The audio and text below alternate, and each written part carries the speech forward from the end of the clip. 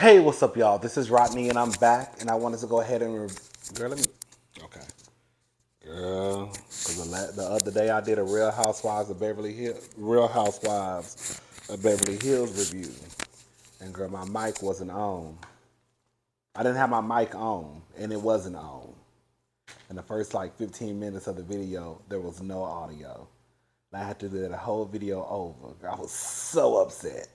So, anyways, all right, y'all. This is Rodney, and I'm back, and I wanted to go ahead and talk about Belle Collective. I'm over Belle Collective. I mean, I like the show, but I'm over it. But I like it, but I'm over it. I think I'm over Glenn and Tisha. I think that's what it is. Matter of fact, I know that's what it is. I'm over Glenn and Letitia. I like Letitia. I think she bad. I think she has a lot of sense. But when it comes to her husband, all sense, it just goes out the window. Because the stuff that Letitia be saying, I be like, all right, mama. Okay. All right. But I guess like she said, girl, when Glenn get in front of her face, when Glenn is not around, I think she said when Glenn is not around, 90% of the time she doesn't want him. But then when he is around, 90% of the time she does want him. So I guess, girl, that's her husband. She been with him since she was a child. I think they got together when she was 17, a child. And they've been together for what, 20 years? So they pushing 40 years now. 40 years old. Anyways, all right. Who is this? Oh, Akeisha and Letitia. Letitia meets up with Akeisha, and she gives Letitia, I don't know, it was weird to me too. Do I think that Letitia probably knew, is her name Akeisha? I'm gonna call her Akeisha. Akeisha. I think it's Akeisha. Do I think that Letitia knew Akeisha's family history as it, pertained to Ferris Street? No, I don't. But do I think that Tisha needed a tour? No. I just assumed that this was one of those moments where, Akeisha, which, I completely understand, wanted to just brag about, her family and where she comes from. I think the information that Letitia needs to know about Ferris Street, she knows. Again, I felt like Akeisha was his tour guide, and it was kind of like a waste of time. But again, like I also said, I understand she probably just wants to let the people know, girl, this is my family and this is where I come from. So, I mean, I guess shout out to Akeisha and her family. I was kind of confused. What do y'all think about this? Tell me. Because I can see it from both ways. But like, Letitia mentions bringing Marie into the business deal that they may be doing together, which is trying to bring Ferris Street, back to life. Akeisha says that this is business, and because of the way that I guess Marie acted at the brunch, that kind of left a sour taste in her mouth, and she really don't know she want to go there with Marie. But I also feel like some people, on the other hand, will be like, girl, this is business, right? And I can separate the two. So do you think that Akeisha just needs to separate the two where Marie is this person? Because, girl, if we could say what we want to say about Marie, but from what Marie says and the businesses that Marie owns, girl, Marie is about her business. Now, her personal life might be a complete and utter disaster. But from a business standpoint, Marie look like is taking care of her business. So why wouldn't Akeisha want to bring Marie on, especially when you look at her business portfolio, when you look at her resume? You know what I'm saying? Personally, I can understand it because Marie is a hot mess. But her resume, from what I understand, it speaks volumes. So, like, why not bring her on? But then I can also understand, like, girl, I don't even want to deal with her because, girl, if she'll treat her friend like that, girl, I know she'll treat me, girl, 10 times worse. Worser, okay? Marie goes to see Letitia. I thought that color did look nice on Marie. I was wondering why she pulled up in that minivan. That's that minivan that they drive. That's that church minivan. Okay. I was in and out of the scene. Basically, what it comes down to, Marie. I think Marie want. You know what I think? I think Marie wants to be like the Nene, the Kenya of the show. I do believe that, and it's just not landing for me. Um, she tells Letitia that she will not be basically participating in any more of the brunches. I mean, the truth of the matter is, girl, anytime you do come around, it's a mess. Even though I think last year it really wasn't Marie's fault when that white girl, when all that mess happened at that brunch with the white girl. I don't recall it being Marie's fault, but nonetheless, girl, every time there's a brunch, girl, you're involved in some mess. Um, you would think that with Letitia being her friend, she would have a little bit more respect, a whole lot of respect for Tisha, what Tisha is trying to do, and that she should, with her being her age, that she could control her emotions. We're gonna get into Latrice in a little bit. Anyways, that's pretty much all it was. Glenn meets up with Mama Faye. Can I say something? Can I say something? Now I know that people are struggling for cabinet space. And I know that everybody don't have cabinets all around their kitchen. But when I saw that lady with that china cabinet, or whatever you want to call it, and I saw peanut butter and jelly, I think jelly and ketchup, and then I saw some games at the top. I think I saw a hot sauce bottle in the back. Girl, now I know you ain't struggling for cabinet space that bad, Mama Faye. To the point where, girl, you gonna have Connect Four and Monopoly and Uno and, girl, Operation, girl, in the same cabinet as your jelly, ketchup, and hot sauce.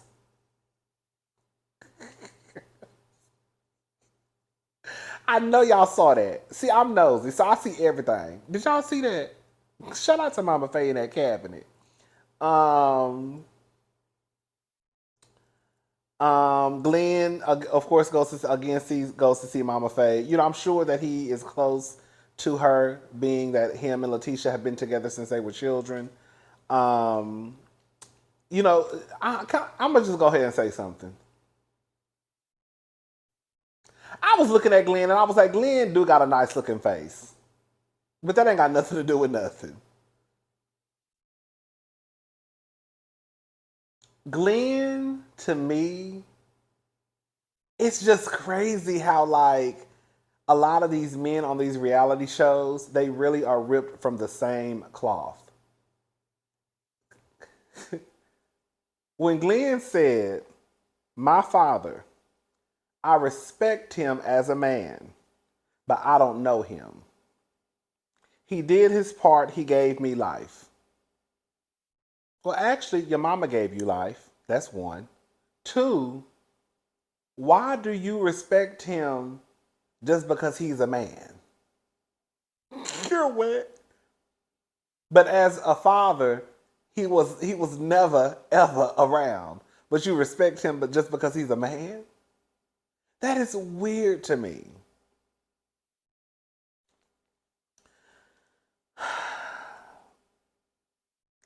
Glenn says everything. Glenn is just another nigga on TV with nigga ways. And I mean, he just really ain't no different than the other one Squatters is kept. Everything keep going back to what I did. Well, Glenn, I'm not gonna let Glenn. Let me tell you something. I'm gonna tell y'all right now because I have to talk myself. Girl, I felt myself getting worked up. I'm not gonna let Glenn or Tisha get me worked up this season. I'm not. I'm not gonna do it because I feel myself getting worked up and I'm having to talk myself back down. I'm not gonna let Glenn. I'm not gonna let Glenn get me worked up. I'm not. Glenn, everything keep going back to what I did. Glenn, we're in the situation because of what you did. The mama says the affair was a misdemeanor. Girl, no. The affair was a felony. The baby was, girl, the death penalty. Okay? Talk about the affair was a misdemeanor. The baby was a felony. No, no, no, no, no, no, no, no, no, no. The affair was the felony. The baby was the death penalty by injection. Matter of fact, the electric chair. That's what you're getting. You getting the electric chair. Everything keep going back to what I did. Why you think we in this position, Glenn? Because of what you did. Because I ain't heard y'all say nothing about what Tisha did. Well, I guess she worked. I guess she wasn't. I guess she didn't have your food ready when you came back. That's why you okay. Um, if I wasn't physical, it's not cheating. Of course, the Negroes, that's her favorite line. But but let y'all find out y'all wife or girlfriend is entertaining another man and see how fast y'all be ready to, girl, shoot the whole club up. Let me tell you something. This is what it comes down to. If you're sneaking and you're doing it, it's cheating. End the conversation. If you're sneaking around, if you don't want your partner to know about what you're doing with the sex that you're attracted to, then it is cheating. Akeisha and Willie. I was looking at Willie's face when they was at that coffee shop. I said, "Ooh, Willie is handsome." I want to give a shout out to Willie because I instantly prejudged him because he was a football player. Was he? He's an ex-football player, right? I just automatically thought Willie was gonna sound like some dummy. I really thought he was gonna get on TV sounding like a dumb jock. And Willie sounds like he has all the sense in the world. Shout out to Willie. However, this is another example of like a woman pretty much sacrificing, giving up, doing what's in the best interest of her husband, her family. And now when it's time to return the favor, the Negroes got a problem with it. Akeisha has, been with Willie for 10 years. I think she says that, her family, her family has to always travel up to see them. And now she wants to, listen, this is the thing. Akeisha want to be on the show. Akeisha want to be on the show. And the only way Akeisha can be on the show is if she stay in Jackson. In the conversation, right? I can understand Willie's, not wanting to move to Jackson. If you grew up in a big city like New York, ain't no way you moving to no Jackson. You know what I'm saying? And you got to be real, just like over the city life, just over it, over it, over it, over it. Like, I'm from the country. Like, girl, when I was growing up, the town I grew up in, girl, when I left, I think it was like 1,500 people from the town that I was born and raised in, okay? And girl, I don't have no plans on ever going back there. But, I understand Willie not wanting to move to a smaller town. With that being said, I mean, girl, your wife done pretty much bent over backwards for you. So, girl, now it's time for you to return the favor. I only think that's fair. Yes, I get that it's Jackson, Mississippi. And girl, who, especially again, like if you're from like the city, New York, California, like nobody is really just like moving to Jackson, Mississippi. No tea, no shade. You know what I'm saying? So I get it, but girl, you need to, just like she said, I'm with Akeisha on this one. You need to be my Barack like I was your Michelle, whatever she said. But y'all gonna learn. Y'all gonna learn. Don't nobody like to repay. I understood Willie and the whole, house thing. But also, Willie is looking at them buying a house. Like, basically, Willie don't plan on staying in Jackson, Mississippi. So he don't understand, period, one, why we looking at this big house.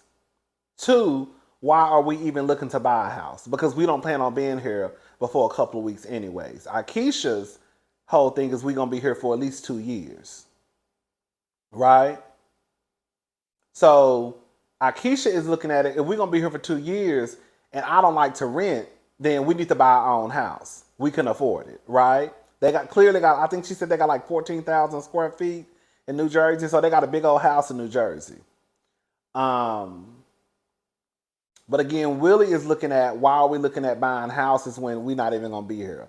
But they're on two different pages, basically. Excuse me. They're on two different pages, basically. Latrice and Essie. Essie goes to see Latrice. First of all, Essie hair, top notch. When I tell you, baby, Essie hair cut is everything to me. Mama is this close to being bald. When I tell you I love Essie's pixie cut, when I tell you it is cute. Girl, Essie walked into Latrice's store. Latrice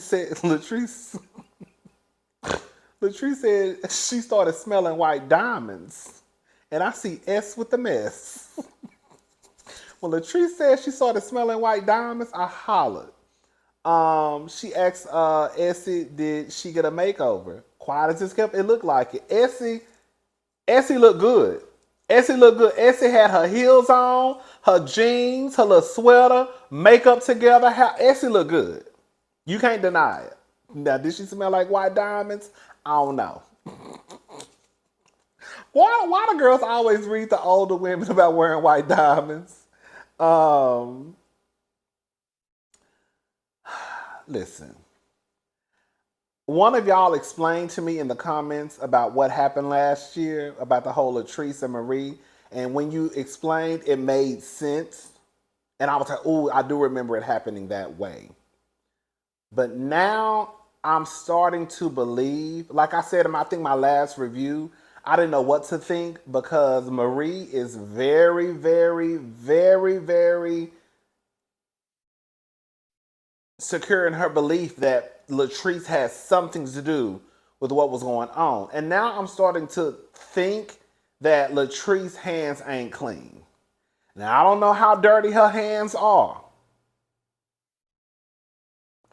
But Latrice's hands ain't clean. Latrice just want to move on. And to me, Latrice didn't prove her case of her not having anything to do with what was going on last year in this scene with Essie. If anything, it made her look guilty to me, honestly. I thought Latrice kind of started out trying to shade Essie. She did. You know. I'm glad I could inspire y'all. Essie tells her that, you know, they are licensed cosmetologists. You know, they have their own, I guess, hairline, Zuri something. Zuri Marie. I don't know what she said, child. The truth of the matter is, listen, Marie did start with, no matter how you want to slice it and dice it, Marie did start with Latrice last year. I'm not saying that just because you have a problem with someone and how they're handling their business, that means that you're a hater and that you have ill intent. But the way that Marie went about the situation with the hair showed that girl, she was coming from a hateful place. The simple fact that Marie didn't try to go to Latrice's business and say, hey girl, this is a hair that was sold to me. She didn't try to, you know, send an email to the company. Girl, she put that hair on her head. Girl went to a brunch and cut up and act a fool. So even if Latrice did, you know, come back at Marie and I guess try and hurt Marie's business, I'm not saying it's right, but I understand. I just feel like, again, I don't know how deep Latrice is into the mess, but Latrice, I feel like her hands ain't clean. But I also understand why. Because how Marie was trying to handle Latrice last year at that brunch. I didn't like how Essie, you know, maybe because I lived in the hood, you know, for about 5 years. But I didn't like how Essie was trying to act like, girl, you in the hood. I'm in Dogwood. I said, Essie, don't be one of those. Because, girl, it's a good chance you probably grew up in the hood. Anyways, I don't know nothing about no Essie, girl. She probably grew up in the suburbs. I don't know, child.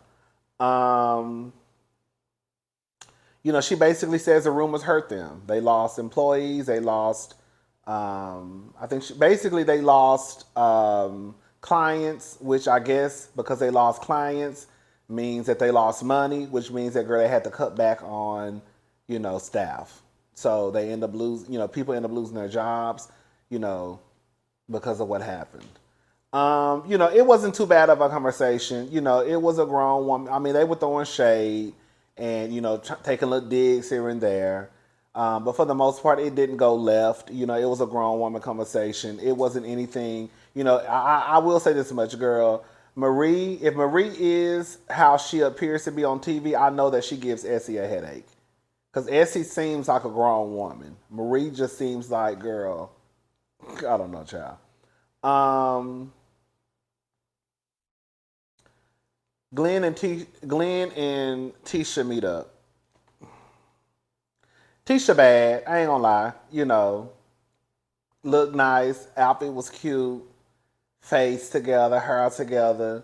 Glenn tells her she looks good. I think Tisha says something about that's God in me, something like that. The spirit in me. I don't know.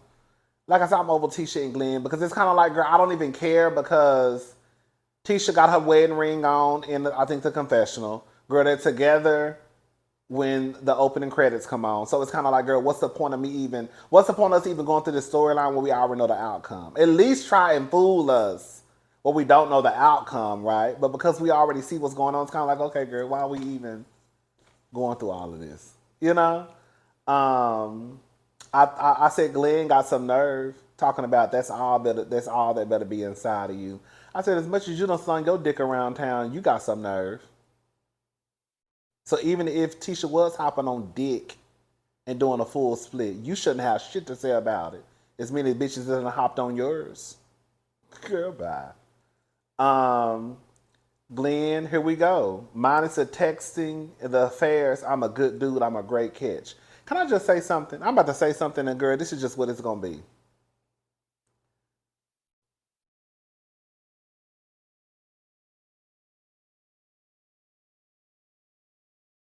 Glenn, you're not a good guy. You're not a great catch. And if Tisha had any sense, she would know that the person who she probably needs protection from the most is you. You can't continue to hurt someone over and over and over and over and over again, and then have the nerve to open up your goddamn mouth and say that you're a good dude and I'm a great catch. Sweetie, your wife, as much as you've been slinging dick around town and fucking these bitches unprotected, because Tisha already told us that, girl, one of your infidelities. She said with an S. So that lets us know that, girl, it's been multiple women. And I doubt that you only had sex with these women just once, one time apiece. You were out here raw dogging women, going back, raw dogging your wife. Your wife could have caught gonorrhea, girl, chlamydia, girl, HIV. But then you got the nerve to sit your black ass on my TV and say I'm a good dude, I'm a great catch. You're absolutely not. And then let's even go to the next one. It just goes to show that even you as a father is questionable. What the fuck are you teaching your son? Like, what are you teaching your son on how to be a man and how to treat a woman in a relationship when you treat his mama like shit?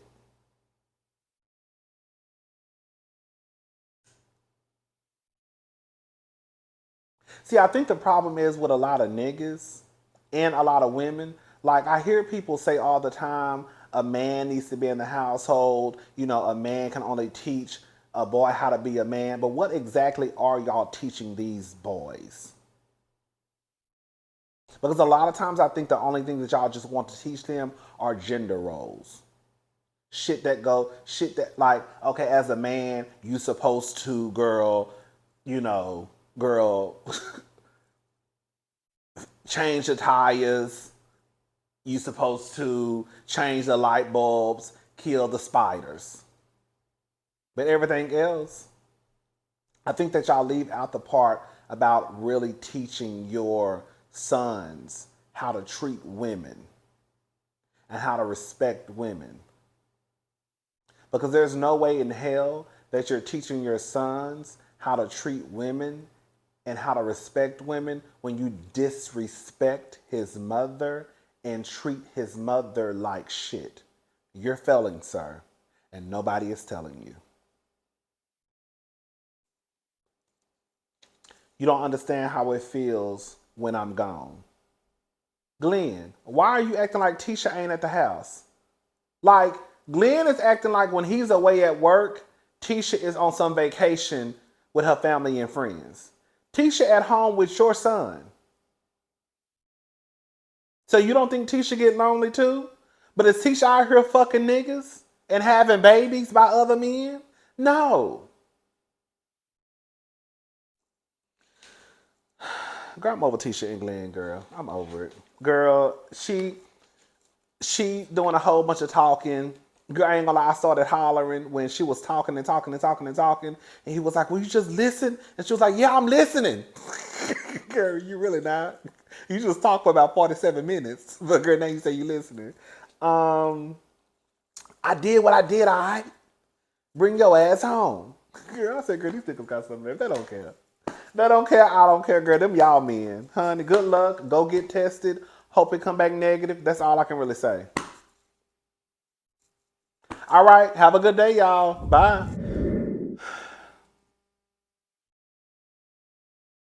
I was thinking as the video was uploading, and I wanted to come back and add this. I really, really want to know. Somebody beating on something outside. I really, really want to know, what does Glenn think that he's teaching his son? Because, he made the comment about him, basically being the opposite of what his father was, which I guess is present. So with you being present in your son's life, now that we have that out of the way, right? What are you teaching your son? Like, I want to know. Like the Glenns, the Martells, the Maurices, the Marceaus. Like, what is Maurice teaching Monster? They call that baby Monster. His name is Maurice Jr. What is he teaching Maurice Jr.? What is Marceau teaching his son? What is Martell teaching his son? What is Glenn teaching his son? Because I think that it is important for kids to be in a household with two parents, girl, regardless of the gender. But I think it is important for kids to be in a household with two parents. I didn't really realize how difficult it can be. Just basically just dealing with my nieces, when my brother-in-law's at work, it is like a tag team with me and my sister when it comes to my nieces sometimes, right? Even when my brother-in-law's at home, sometimes I feel the need to jump in. Okay? Kids are a lot, we were kids before, so we know how we can be. But I just want to know, like, what is Glenn teaching his son? Because, a lot of people say, oh, like a man should be in the house, right? So when the man is in the house, after we've established that, because some of you believe that the man should be in the house, what then, with the man being in the house, what is he teaching your son? What, how to change a light bulb? How to change the oil in a car? How to change a tire? I guess the man stuff.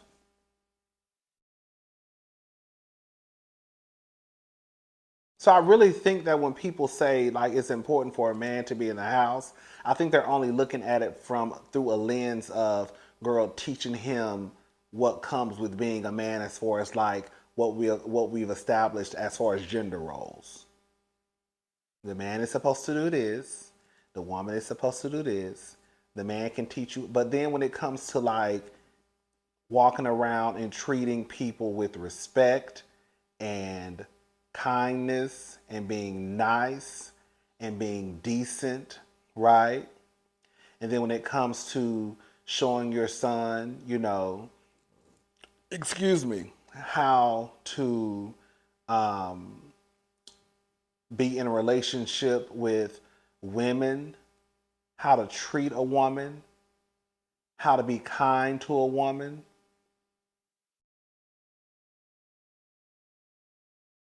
Glenn can't tell his son nothing.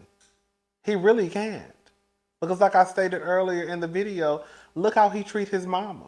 So what can Glenn really tell his son about how to treat a woman when the woman who you've been with for almost 2 decades you've disrespected to the end of no time?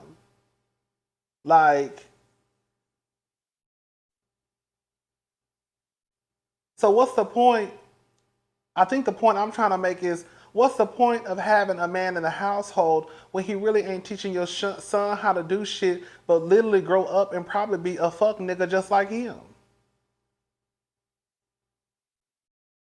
I think one of my goals in life is to make sure that my nieces stay as far, and I know I can't do nothing about this because they're going to run into a couple of them, but my goal in life is to make sure that my nieces stay as far away from some of y'all sons as possible, especially the ones who grow up with fathers who ain't teaching them shit about how to treat women, how to be respectful of women, right?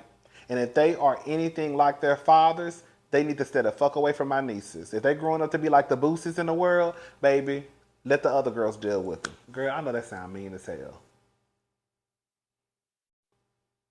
I'm done. That's all I got to say. Bye. Like, and they probably would. Like when I'm sitting in here thinking, and again, they probably would. Like Martell, Marceau, and all these other men on TV that are pretty much the same. Glenn, who thinks he's a great catch.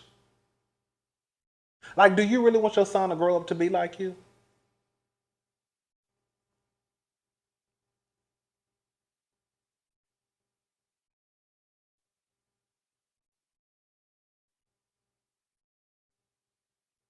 Like, does Glenn really want his son to grow up to be like him, where he cheats on his wife, possibly has a baby floating around town, girl recommits his love to his wife, then the same day he's texting another woman? Like, does he really want his son to grow up to be like him? And does Tisha want her son to grow up to be like her husband? Does Melody really want her son to grow up to be like Martell?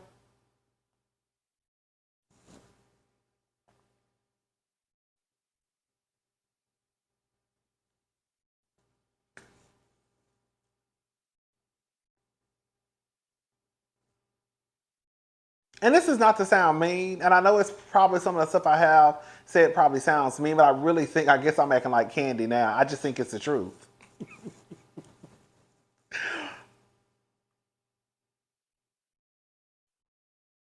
Like the men that you lay down with, the men that you have kids with, and y'all have sons, do y'all really want y'all sons to grow up to be like their fathers?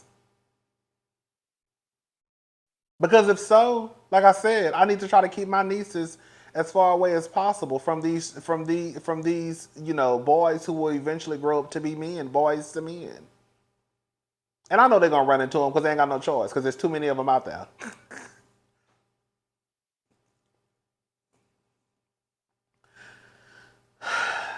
I mean, I don't know, girl.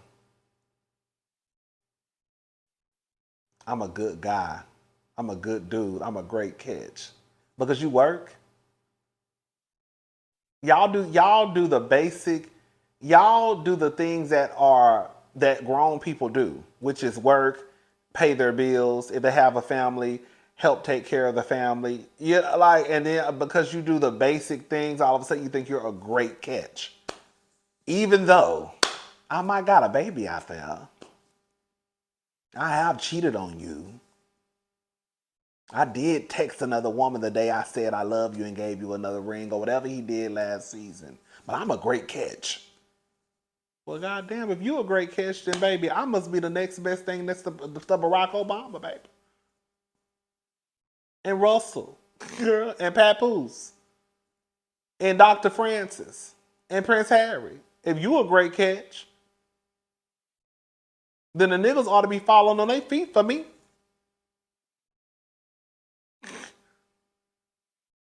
Girl, let me get off this line. I'll talk to y'all later. Bye.